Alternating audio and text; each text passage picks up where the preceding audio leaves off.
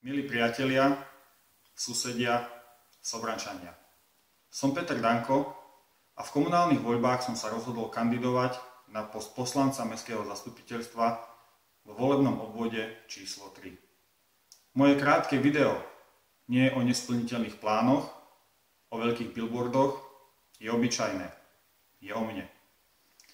Mnohí komunálni politici, aj v Sobranciach, sú čestní, pracovití, slušný, bohužiaľ však len pred voľbami. Mňa takto viedli moji rodičia už od narodenia a som im za to veľmi vďačný.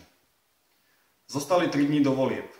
Pre mnohých z nás kľúčový moment z hľadiska predvolebnej kampane, avšak ja nedovolím, aby tá moja predvolebná kampaň mala väčšiu váhu, ako je moje chlapské slovo, čestnosť a slušnosť, o ktorú sa snažím na ihrisku, v meste, aj v škole, kde pracujem.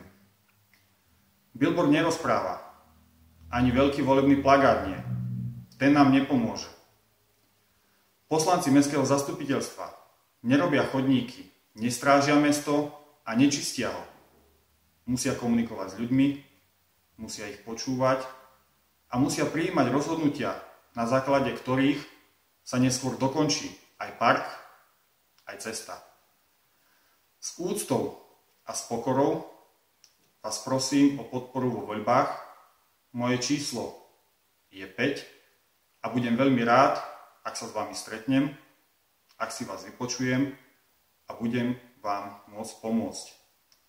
V primátorských voľbách má moju absolútnu dôveru pán Marián Petro, lebo je to človek, ktorý reálne ľuďom pomáha a spája ich.